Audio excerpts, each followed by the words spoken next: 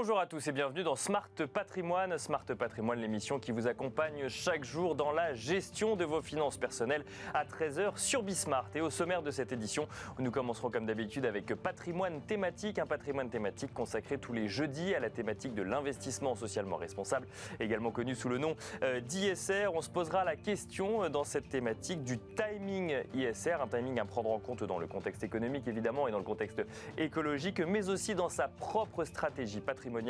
Nous aurons le plaisir de recevoir pour en parler Maëlle Caravaca, fondatrice de En Privé. Et ensuite, dans Enjeux patrimoine, nous reviendrons sur un sujet qui revient très régulièrement lorsque l'on évoque la gestion de patrimoine depuis le mois de septembre. Je veux parler bien sûr du PER, ce produit que de nombreux professionnels de l'investissement vous recommandent pour ses nombreux avantages. Eh bien, il y a cependant deux professionnels qui ne sont pas totalement convaincus par le marketing autour de ce produit et pour des raisons différentes, ou en tout cas qui en pointe certaines limites. Est-il vraiment pour tous les profils? Ne cache-t-il pas quand même quelques inconvénients? Est-ce là le meilleur produit pour la retraite que l'on pouvait faire? Nous aurons le plaisir de répondre à toutes ces questions avec Élie Toledano, le directeur général d'Afiesca, mais aussi avec Charlotte Tamer, directrice conseil chez Yomoni. Bienvenue à vous tous qui nous rejoignez. Smart Patrimoine, c'est parti. Patrimoine thématique en partenariat avec l'Anacofi.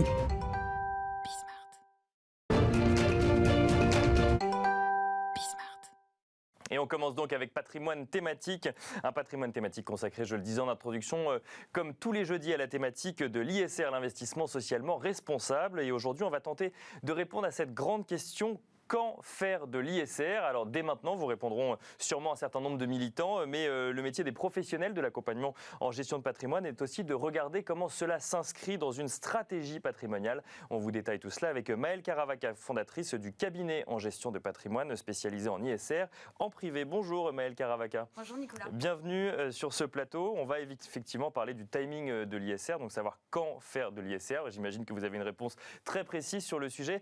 Juste avant, on aime bien quand on reçoit des professionnels de l'investissement socialement responsable, faire un bilan de cette COP26 qui s'est tenue il y a quelques semaines maintenant. Ouais. COP26 avec un bilan assez mitigé sur la capacité des gouvernements à s'entendre pour faire avancer les choses dans ce débat-là, qui n'est même plus un débat mais qui devient une urgence pour le coup. Avec, et surtout une COP26 qui partait mal dans un sens, puisqu'elle s'ouvrait sur le constat d'échec de la COP21 5 ans auparavant. Comment est-ce que vous avez suivi ces discussions et ces avancées ou non sur le sujet? Alors c'est vrai qu'il y avait beaucoup d'attentes en fait autour de la COP26 et moi ce que je constate c'est qu'à nouveau notre maison brûle et qu'ils ont tous regardé ailleurs. Alors on peut se féliciter qu'il y ait eu des avancées. Effectivement, l'objectif c'était de rehausser les ambitions climatiques. C'était aussi de s'interroger de comment mobiliser la finance autour de ces enjeux-là, autour du défi de l'adaptation. Malgré tout, même si effectivement on a eu du soutien sur l'accélération de l'innovation, le fait de s'interroger sur la déforestation, pour la première fois on a parlé des énergies fossiles. Bien sûr, oui. Malgré tout, le bilan et dans la convention finale, il y a eu de grandes déceptions et c'est pas pour rien d'ailleurs que le président de la COP a eu une forte émotion et s'est excusé parce que en fait on n'avance pas. Donc le bilan est très mitigé, d'autant plus que si on regarde un peu les projections qui ont été faites et si toutes les promesses sont tenues, on arrive quand même sur une trajectoire à 2,7 degrés, donc on s'éloigne quand même de l'objectif. Bien sûr. Oui. Et dans un objectif qu'on n'avait déjà pas réussi à atteindre pour à l'ouverture de la COP 26, et là du coup on s'en écarte encore plus. Encore plus, et pourtant le changement il est encore plus physique, il est encore plus menaçant, et il y a eu aussi un gros sujet sur justement les pays les plus vulnérables qui sont en première ligne sur ce dérèglement climatique et la question de l'adaptation et des pertes et dommages, là où normalement les pays développés devaient apporter leur soutien de 100 milliards de dollars par an. Le problème, c'est qu'on n'est même pas sur une démarche de don, mais de prêt. Donc, ça creuse encore plus la précarité de ces pays. Et puis, de toute manière, le budget n'est pas là, quoi.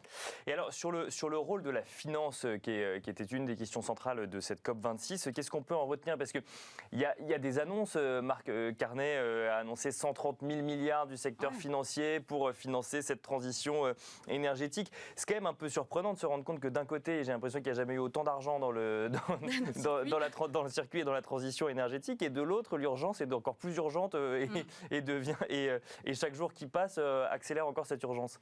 Oui, alors en fait, la problématique, c'est vraiment de flécher ces capitaux et de les mener vers les activités qui seront porteuses d'avenir. Le problème, c'est qu'on ne sait même pas définir quelles vont être les activités.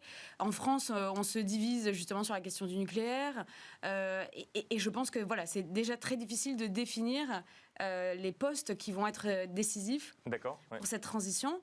Et puis certainement aussi qu'il y a un tiraillement entre les intérêts économiques, politiques et puis ces enjeux de survie. Donc effectivement, il y a beaucoup d'argent dans le circuit et cet argent a encore du mal à servir. Et c'est là qu'intervient par exemple les cabinets en gestion de patrimoine, puisque du coup, quand on entend 130 000 milliards que Marc Carnet est allé voir tous les grands financiers des grandes places financières dans le monde et qu'il a réussi à récolter tout cet argent, bon très bien, donc ça c'est les professionnels de la finance. La place des conseillers en gestion de patrimoine dans cet écosystème-là ou dans cette équation-là, elle est où du coup ? On porte une grande responsabilité justement à orienter les capitaux des clients vers ces enjeux de développement durable parce qu'on est intermédiaire, donc on est un maillon justement dans ce circuit financier. Et en plus de ça, on a la connaissance justement pour orienter les clients. Donc, à mon sens, tous les professionnels de la finance, y compris les conseillers en gestion de patrimoine, devraient s'y intéresser et devraient y donner la priorité parce que vraiment, il y a plus de temps à se poser la question et à en parler, quoi. Il faut agir. Et bien alors justement, on arrive avec cette question où j'imagine que vous commencez à nous donner un début de réponse. Quand faire de l'ISR ? Alors du coup, tout de suite, donc, voilà, ça c'est la première réponse. Je précise un peu ma question. Si je pose cette question comme ça, quand faire de l'ISR ? C'est que dans une stratégie patrimoniale, il y a différents types d'investissements qui arrivent à différents moments de vie en fonction que ce soit d'un niveau de revenu ou de premiers investissements qu'on fait en priorité. Je pense par exemple à l'achat d'une résidence principale ou à l'ouverture d'un contrat d'assurance vie. Ça, c'est des choses qui sont très récurrentes en début de carrière. L'ISR, est-ce qu'il a un moment précis où il doit arriver dans sa stratégie patrimoniale ou est-ce que c'est plus large ou pour le coup l'approche de l'ISR est différente ?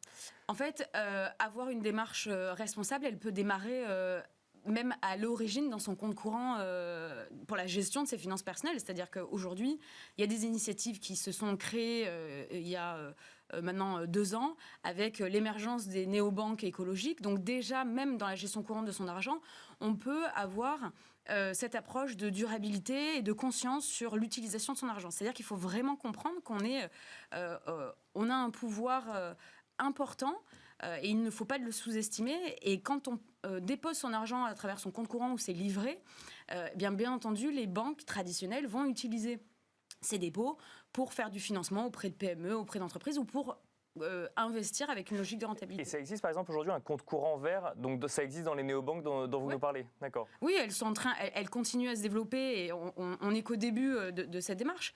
Mais il y a des banques effectivement qui commencent déjà à ouvrir leur offre et à proposer des comptes neutres en carbone, en tout cas pour limiter cette empreinte carbone que peut avoir les comptes bancaires. Et alors, pour bien comprendre, ça veut dire qu'aujourd'hui, j'ai une vingtaine ou une trentaine d'années, j'ai touché mon premier salaire. Moi, mes premiers enjeux dans la vie, c'est de me construire un patrimoine. Ouais. Donc finalement, l'ISR, peut-être que ça me touche énormément au quotidien. Peut-être que je trouve effectivement que les gouvernements ne font pas assez, que les entreprises ne font pas assez.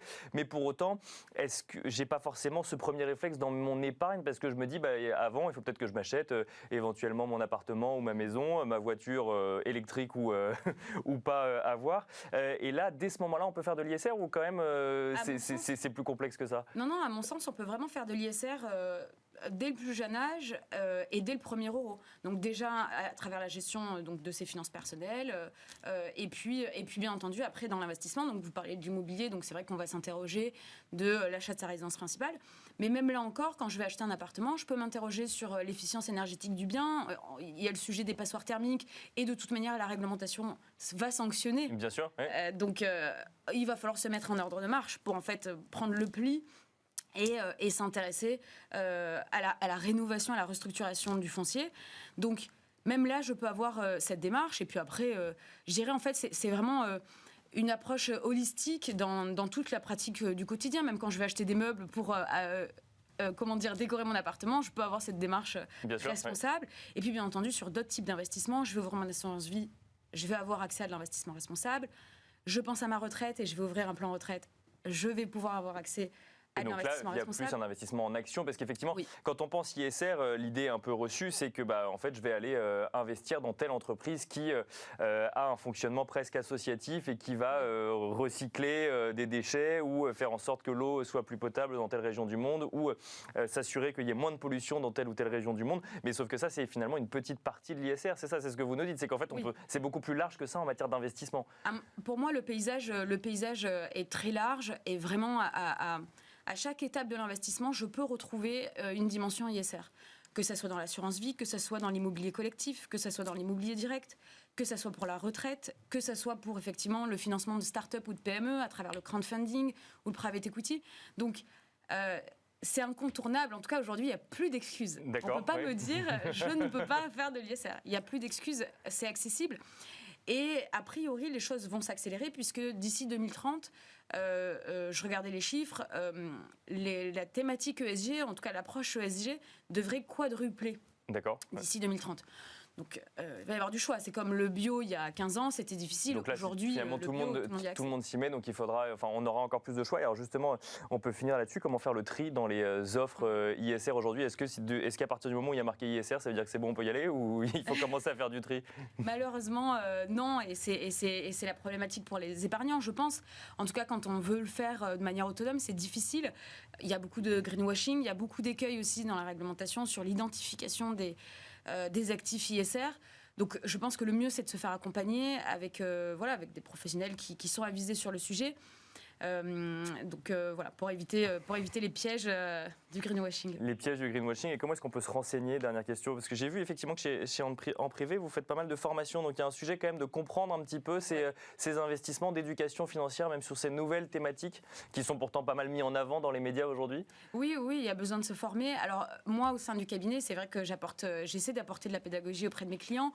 Donc je crée du contenu, que ce soit sur les réseaux sociaux ou ensuite en rendez-vous, pour qu'ils puissent justement comprendre, pour se sentir engagés. C'est très important d'avoir cette transparence et de savoir où on met les pieds. Donc je pense que l'accompagnement est essentiel. Et à nouveau, en tant que professionnel, on a cette responsabilité de flécher, finalement. Complètement. Merci beaucoup, Maëlle Caravaca. Je rappelle que vous êtes fondatrice du cabinet en gestion de patrimoine, donc spécialisé sur ces thématiques ISR, cabinet de gestion de patrimoine qui s'appelle En Privé. Merci à vous de nous avoir suivis. On se retrouve tout de suite dans Enjeu Patrimoine. Et on enchaîne à présent avec Enjeu Patrimoine, un enjeu patrimoine qui va se pencher sur les limites des produits PER actuels, ces plans épargne retraite, critiquer sur les frais ou sur la gestion opaque de ces produits, ou en tout cas de ce qu'on peut y trouver par le gouvernement. Le produit PER a cependant envahi le marché français et réussi à convaincre toute la profession. Enfin, toute non, car une poignée d'experts résiste encore à cette vague de PER dans vos portefeuilles, ou du moins pointe les limites de ce produit à prendre en compte avant d'y investir. Les limites du PER, un sujet que l'on traite avec Elie Toledano, directeur général d'Afiesca. Bonjour Elie Toledano. Bonjour. Bienvenue sur ce plateau. Afiesca ne fait pas de PER. Vous allez nous expliquer les raisons qui vous ont poussé à ne pas en faire. Et on en parle également avec Charlotte Tamer, directrice conseil chez Yomoni. Bonjour Charlotte Tamer. Bonjour. Bienvenue sur ce plateau. Alors Yomoni propose un PER pour le coup, ce qui ne vous empêche pas de pointer les limites ou en tout cas d'alerter sur le fait que ça ne correspond pas forcément à tout le monde, ou en tout cas que quand on y va, il faut savoir dans quoi on va exactement. Exactement. On va dresser ensemble les limites de ce produit financier. Je dresse quand même un contexte. Le PER a fêté ses 2 ans, il n'y a pas si longtemps. Lorsqu'il a fêté ses 2 ans, le gouvernement constatait que 3 millions de contrats ouverts étaient attendus pour 2022 et qu'il en était à 3,8 millions donc en 2021 et qu'on pouvait donc viser 4 millions de contrats ouverts en 2022. C'est donc un produit qui plaît et on entend régulièrement que c'est un produit qui n'a pas d'âge, une sorte de produit miracle qui d'un côté finance l'économie, règle le problème des retraites ou en tout cas règle votre problème des retraites avec votre épargne. Première question peut-être avec vous Charlotte Tamer pour commencer, faut-il vraiment foncer vers le PER sans réfléchir aujourd'hui ?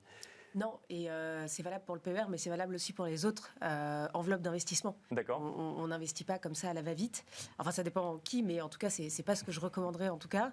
Avant d'ouvrir un PER, en fait, je pense qu'il y a une des limites, mais elle va plus concerner l'investisseur, c'est-à-dire un peu le voile pailleté qu'il va y avoir derrière l'aspect de défiscalisation. D'accord. Donc, ça va créer un impact psychologique chez l'investisseur. En France, on paye beaucoup d'impôts. Rien n'est clair sur la fiscalité. C'est quand même un domaine législatif où il y a un peu d'inflation et ça bouge un peu tout le temps. Donc, les gens ne sont pas forcément, je pense, rassurés.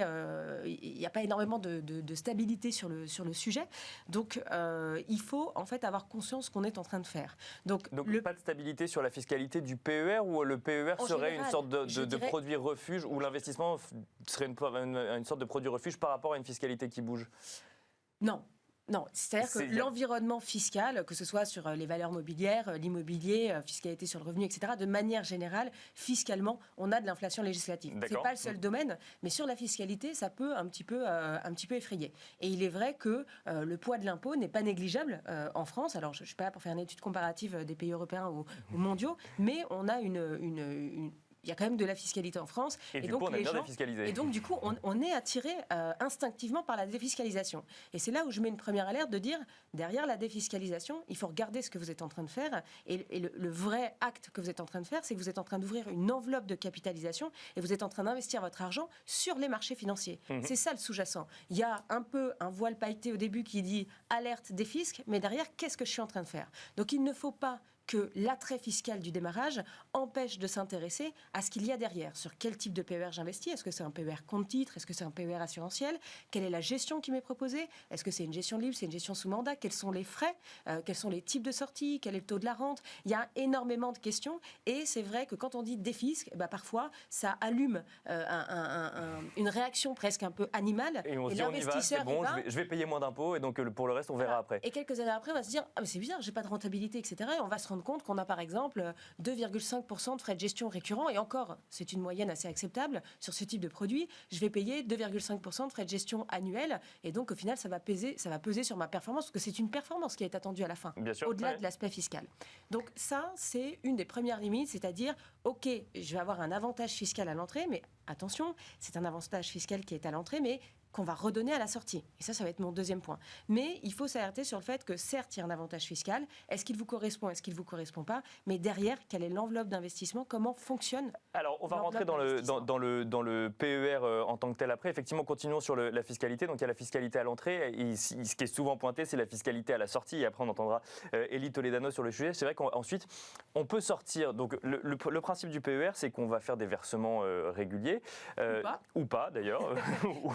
Ou pas régulier par rapport aux anciens dispositifs. Et une fois qu'on a suffisamment capitalisé et qu'on a une durée suffisamment longue et qu'on est à la retraite, ça peut servir, on peut sortir son argent, que ce soit en capital ou en rente, et c'est là où il y a une refiscalisation qui intervient. Tout à fait. On va faire un exemple.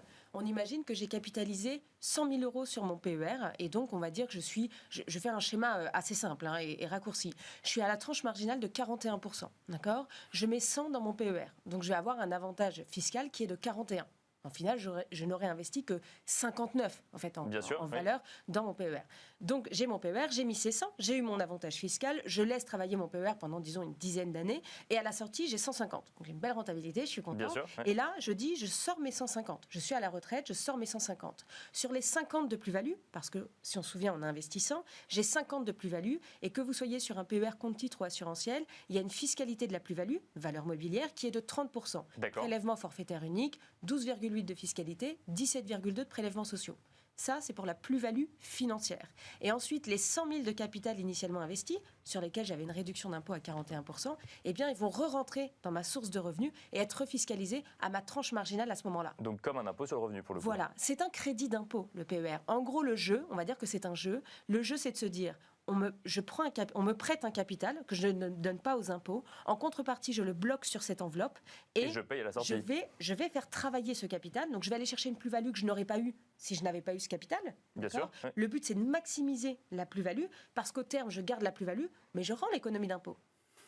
Élie Toledano, sur cette partie fiscalité, je vous voyais acquiescer effectivement sur ce que disait Charlotte Tamer. Vous n'êtes pas plus convaincu finalement par la fiscalité du PER? Alors, moi, je souscris tout à fait avec ce qui vient de se dire et j'ai beaucoup aimé l'expression « c'est un jeu ». Et je pense qu'on ne joue pas avec sa retraite et on ne joue pas avec le fisc. Parce qu'il s'agit effectivement d'un pari. C'est le pari tout simple, c'est que je paye des impôts aujourd'hui, j'ai la capacité de réduire mes impôts. En contrepartie, je serai fiscalisé à la sortie.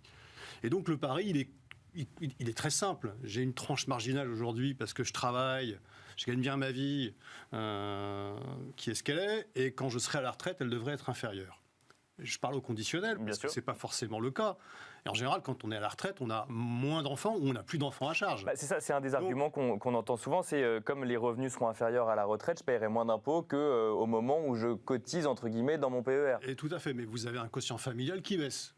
En général, c'est le cas. Donc le calcul, il n'est pas si simple à faire, surtout qu'il est sur une durée très longue. Et donc, pour reprendre l'expression, jouer avec le fisc pour sa retraite, moi, je pense que c'est un pari risqué. C'est un pari dangereux, d'autant plus qu'il y a des produits qui existent aujourd'hui, qui ont certes été réformés il n'y a pas très longtemps, et qui sont très souples, qui sont très ouverts, qui sont nettement moins chers, et qui offrent un service. Alors oui, il n'y a pas la défiscalisation à l'entrée, vous m'avez vu venir, c'est des contrats d'assurance vie. Oui, c'est ça, on se demandait ce que c'était. Oui, c'est vieux comme le monde, et moi, de mon point de vue, et c'est la raison pour laquelle nous n'en proposons pas encore, c'est pas dit, parce qu'il y a encore des choses à faire évoluer dans le produit pour qu'il soit un peu moins compliqué, mais en tous les cas, un bon contrat d'assurance vie géré par un conseiller, un courtier, un salarié, qui fait le point régulièrement, ça me paraît être une solution qui est très bonne, surtout si vous l'ouvrez avant 70 ans et avant, évidemment, alors, donc avant l'âge de la retraite. Sur le PER, vous nous dites que c'est un pari, mais ça veut dire que c'est un pari qui peut quand même s'avérer gagnant de temps en temps. Je ne sais pas si par exemple on investit en actions et que sur 15 ans, il y a une performance des marchés actions suffisamment bonne pour compenser la perte fiscale qu'on aura eue. Alors le pari, il est double, il est sur les marchés financiers et il est fiscal. Et sur les marchés financiers, ça regarde... La stratégie de chacun, bien sûr. Mais on entend quand même souvent dire que sur le long terme... Ça va dépendre aussi des frais. Alors les frais, on va y venir, effectivement. Oui, bien sûr. Et le second pari, il est sur la fiscalité. Et comme l'a dit Charlotte, on est dans un pays caractérisé par l'instabilité fiscale permanente. Donc, si vous voulez, faire des paris de cette nature-là sur des durées de 20-25 ans, moi, ça me paraît très risqué. Pour autant, je ne dis pas que ce n'est pas un produit qu'il ne faut pas vendre, il faut certainement l'avoir dans la gamme, mais il s'adresse à une clientèle très avertie et il doit être extrêmement bien conseillé. Charlotte Tamer, avant de parler des frais, on entend souvent qu'il n'y a pas d'âge pour commencer à préparer sa retraite. Est-ce que c'est vrai qu'il n'y a pas d'âge pour commencer à avoir un PER et potentiellement commencer à défiscaliser toujours sur ce plan fiscal? Il y a deux choses dans ce que vous dites. Il y a le fait, effectivement, moi je recommanderais à tous les gens qui sortent d'études, qui commencent à travailler. Moi j'ai un exemple, j'ai mon frère aujourd'hui, je lui dis capitalise pour ta retraite. Je lui dis tout de suite. Donc je conseille aux jeunes générations qui sortent de l'école de capitaliser pour leur retraite. Et après il y a le produit retraite en lui-même. Est-ce que vous avez besoin qu'il y ait le mot retraite pour capitaliser sur votre retraite? Il y a quand même un enjeu un peu marketing derrière tout ça. Donc moi, je trouve que le PER s'adapte, effectivement, et je rebondis sur ce que vous dites, s'adapte à certaines typologies de clients assez avertis, et il faut que ce soit bien conseillé. C'est quand même un supplément de capital. Vous allez chercher un supplément de plus-value, parce que vous avez un supplément de capital qui vous est prêté par l'État. Oui. Donc c'est quand même un plus. Mais il faut remplir des critères assez précis. Il ne faut pas le faire à la va-vite. Après, quand on est jeune, qu'on sort d'études, et généralement, la tranche marginale... plutôt évoluer dans le temps. Oui. C'est-à-dire que là, quelqu'un qui sort d'études, je ne sais pas, il a quel âge, 23, 25 ans, ça veut dire que sa retraite, elle est à 40 ans. Et il y a deux jeux, il y a deux choses. D'une part, sa tranche marginale, elle va peut-être n'être qu'à 30%, on va peut-être être au début de la tranche à 30, donc il faut faire attention sur qu'est-ce qu'on déduit, à quelle tranche je le déduis. Et la deuxième chose, c'est surtout on va bloquer un capital. On va bloquer un capital. Et entre les 25 ans du petit jeune qui commence consciemment et rigoureusement à capitaliser pour sa retraite et le moment de sa retraite, on lui souhaite qu'il se passe plein de choses dans sa vie. Alors, l'achat d'une résidence. Oui, parce que c'est de l'épargne bloquée pour le coup. Alors, effectivement, il y a quand même des conditions de déblocage. Oui, il y a des conditions. Mais par exemple, les gens qui me disent aujourd'hui, moi, j'investis dans le PER, dans 2 ans, j'achète ma résidence principale, donc je fais une économie d'impôt, je place ça sur le marché. Je leur dis, non, en fait, parce qu'en 2 ans, on ne va pas pouvoir aller chercher. C'est tout un enjeu c'est la plus-value que vous gardez. En 2 ans, on ne va pas chercher de plus-value sur le marché. On ne va pas chercher 2 fois 30. Bien C'est sûr, un pari ouais. très risqué. Là, c'est un peu casino. Donc, au final, quelqu'un qui veut acheter une résidence principale à 10 ans, à 15 ans, ça peut s'y prêter, parce qu'il va avoir un supplément de cette plus-value qu'il va conserver, qui sera généré par ce prêt d'impôt. Mais au final, sur quelqu'un qui est assez jeune, j'ai tendance à dire, on peut ouvrir un PER et avoir un peu comme un rituel de se brosser les dents, prendre l'habitude de mettre de l'épargne pour sa retraite. Si ça lui fait plaisir de le faire sur le PER, il peut le faire sur des petits montants. Mais j'aurais tendance à dire, attention, il y a une notion de disponibilité de l'épargne et elle sera peut-être un peu plus grande sur l'assurance vie. Alors on enchaîne sur les frais, il nous reste un petit peu de temps. Élie Toledano, ça c'est le gouvernement lui-même va jusqu'à pointer les frais parfois excessifs sur le PER. C'est quelque chose qu'il faut regarder aussi. C'est vrai que quand on regarde la liste des frais, alors ils ne sont pas tous appliqués sur tous les PER, mais il y en a tout le temps. Il y en a à l'entrée, il y en a dans la gestion, dans l'arbitrage, que ce soit un arbitrage action, obligation ou autre, il y en a à la sortie. Enfin, Alors, oui, des frais, il y en a partout, un peu comme les PERP, les anciens PERP. Et là, j'aurais tendance que je les défendrais. Vous voyez, je ne dis pas qu'ils sont élevés ou qu'ils sont bas, mais c'est normal. L'assureur défend la gestion, finalement. Non, mais encore une fois, c'est pas un produit, c'est pas un livret A, c'est pas quelque chose qu'on ouvre à la va-vite et ça demande du conseil. Qui dit conseil dit rémunération de la personne qui va le délivrer. Et donc, c'est pas anormal qu'elle soit payée au travers de frais qui peuvent être appliqués. Après, sont-ils excessifs ?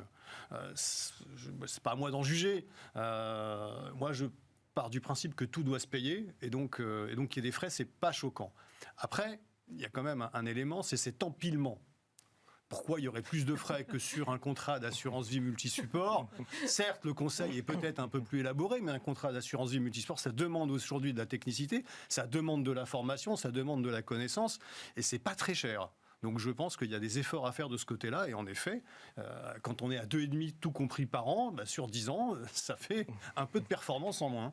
Charlotte Tamer, le sujet, c'est également l'empilement des frais. C'est ça, c'est qu'on n'est pas forcément conscient de tous les frais qui vont s'empiler quand on ouvre son PER. Je ne sais pas si vous avez déjà essayé de regarder une notice d'un PER et même d'un contrat d'assurance vie pour retrouver l'intégralité des frais entre les frais d'entrée, les frais de tenue de compte, les frais de gestion, les frais des sous-jacents, dit les frais courants, les frais éventuellement de sortie, les frais de conseil, d'arrérage de rente, moi j'aime beaucoup cela. Les frais d'arrérage de rente, etc. C'est un peu, là on a un deuxième jeu qu'on appelle la chasse aux frais et donc ça ressemble un peu à une chasse au trésor. C'est assez compliqué. Le problème, est-ce que c'est l'empilement ? Moi, alors peut-être que j'ai mal saisi le message, mais quelque part, il y a plusieurs acteurs. Il y a le teneur de compte, il y a le gestionnaire financier et il y a le conseiller. Quelque part, cet empilement des frais, il représente les différentes catégories qui interviennent pour générer ce type de produit. Après, je pense qu'aujourd'hui, on a toutes les capacités, et c'est un choix qui est fait par la personne qui propose le PER, on a le choix de proposer des frais moins chers, mais c'est un vrai choix. À un moment donné, il faut que les frais arrêtent d'empiéter sur la performance finale de l'investisseur. Et ça, peut-être c'est une qu'ils soient prise de un peu position. plus transparents aussi, où il y a un sujet sur la transparence. Je pense que là, je ne suis pas vraiment de votre avis, vous voyez, parce qu'en assurance vie, un domaine qu'on pratique tous beaucoup plus que le PER, qui est relativement récent, justement, quand on parlait d'inflation législative, on a empilé les documents précontractuels pour expliquer aux clients quels étaient les frais qu'il allait payer. Objectivement, moi, je mets au défi nos téléspectateurs d'y comprendre quelque chose. C'est-à-dire, en fait, entre les frais du contrat, les frais des supports, le DIC, l'IPID, donc le c'est pas DC... forcément un sujet qui est lié au PER, mais qui est plus large que ça. Mais voilà, il y a trop de textes, et on empile des textes, on empile des documents, et en fait, on ne comprend plus rien. Eh ben, on finira là-dessus. Il faudra qu'on refasse un sujet effectivement sur la compréhension effectivement des produits financiers. Merci beaucoup Élie Toledano, directeur général d'AFI SK. Merci Charlotte Tamer, directrice conseil chez Yomoni. Et quant à nous, on se retrouve demain pour un nouveau numéro de Smart Patrimoine.